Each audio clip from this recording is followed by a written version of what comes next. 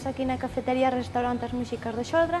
Presentámoslles a nosa tapa, que é unha tapa tradicional, chamase filloa rellena de marisco con crema de gambas.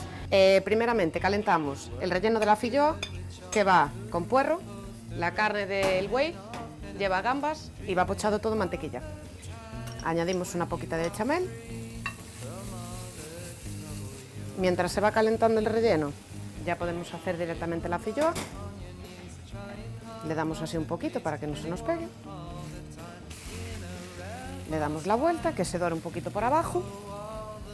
Ponemos 2 gambas en la plancha. Cogemos el relleno.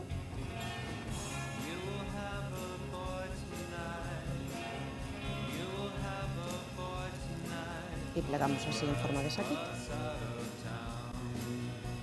La atamos con una hoja de cebollín. Añadimos la salsa.